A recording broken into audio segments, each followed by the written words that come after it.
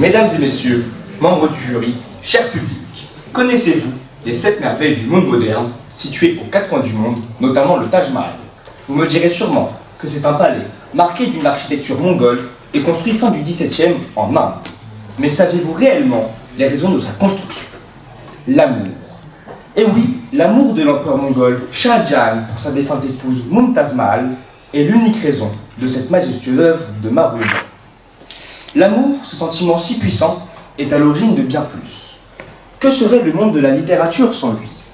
De nombreux récits, que je ne pourrais tous vous narrer, sont de la première de couverture jusqu'à l'analyse que vous portez, emplie de l'amour. Public, jury, plongez-vous dans la littérature anglaise. À Vérone, au nord de l'Italie, l'idylle de 2 êtres de famille ennemis s'y déroule. Je vous parle bien évidemment de la légendaire histoire mettant en scène une Capulet et un Montaigu, Roméo et Juliette.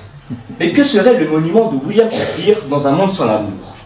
Rien, il n'existerait point. L'amour est à l'origine de la vie elle-même, de notre propre vie. Durant la Genèse, Dieu n'a-t-il pas créé Adam et Ève, 2 êtres destinés à s'aimer et à peupler la terre? Au-delà de créer la vie, l'amour lui donne un sens. Pour beaucoup, il est leur seule raison de se lever le matin.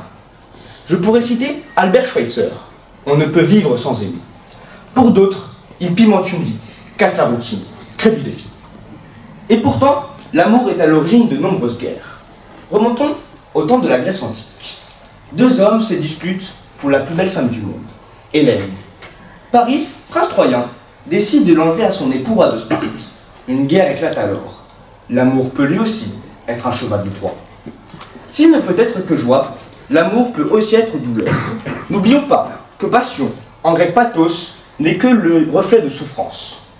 Là où un amour sain réchauffe votre cœur, vous fait sentir plus libre, l'amour toxique n'est qu'embargo de votre être et de votre cœur.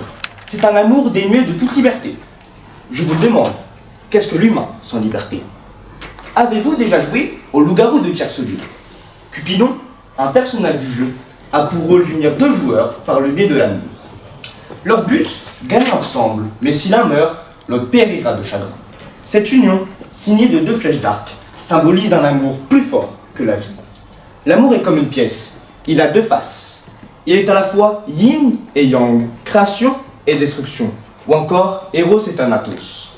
Mais la vie n'est pas que blanc ou noir, cette pièce se dresse, et se dressera toujours sur sa tranche.